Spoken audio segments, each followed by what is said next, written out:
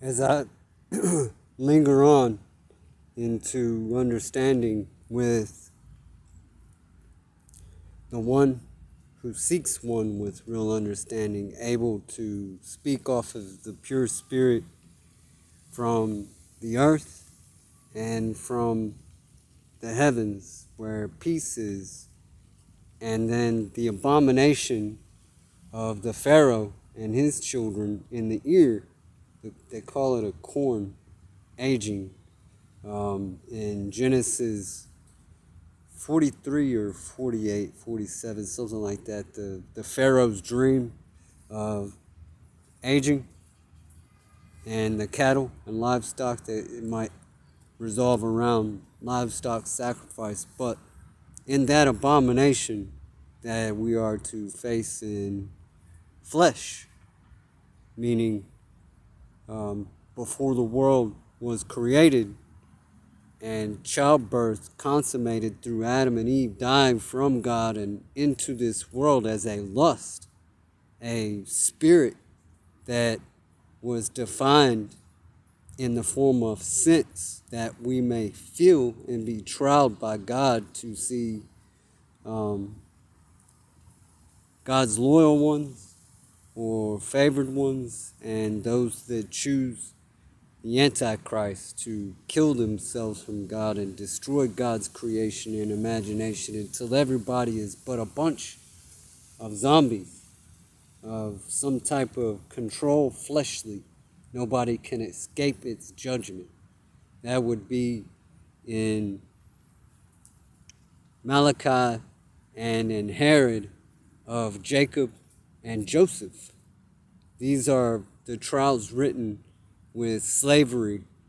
Joseph, who was ordained with Herod to be with the slaves to purify them or drive them in a manner of choice, whether the king had power over Joseph or not in the kingdom. Today is different. Herod is not here in this world today, but there are people as a host of Herod or a legion of Herod. Let's say that the flesh is a legion, and it is the sin, the seven sins in the flesh with the senses that we feel. So when they say the seven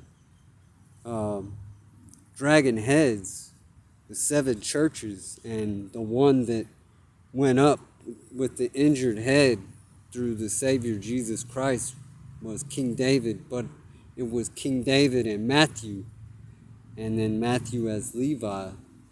My belief is that Herod had stole the book from King David in a war, or with Xerxes, in a war with Poseidon, and who gave birth to Xerxes through Ariel.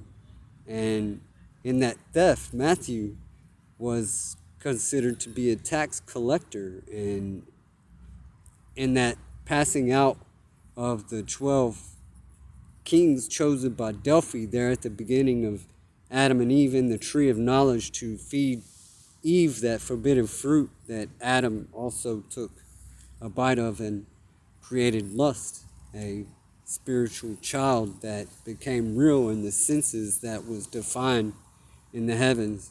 And the further and further we grew, being born through the woman womb, we grew further and further into feeling and defining ourselves. And this is the seven sins, the flesh that which we feel. I call it the senses that are the biggest conflict if we can't overcome the trial of Herod and Malachi, or Jacob and Joseph, the two stones upon the shoulder that represent the river that will one day flow again, as I explained in some of my videos. If we don't tear down the law or constitution and rebuild it, we are sitting in one place like stagnant water. We ain't doing nothing. The money sits still, we go to war, we reset the constitution anyway. We decide to choose money again, and the poor people who are strongest become the rich people. It's like all in all is all we are. But in speaking, I just wanted to memoir myself, whether it be for other people's understanding or my own, to be reminded in my next trials or tribulations that I face with the law, knowing that God had favored me to speak and purify in speaking wisdom and truth, and understanding that those who choose to be purified as the Lord be their king in the rise, and if the Lord is good, he throws some more back down to be purified, and it all takes place in the streets where truth dies, the streets of gold. How we defeat the seven sins, I can't say it necessarily exists in the newborn child. I believe that in the newborn child that doesn't really know himself still has the conversation of the crown, the conversation upon the head of the elders to discuss his path. For God says, your path is already written, but you have many choices to make. This is the path with the oracle in the tree of knowledge, Delphi, who is called the devil that fed Eve the forbidden fruit of world conflict is the only way to say it. Lust, childbirth, the woes, or whatever. But when she was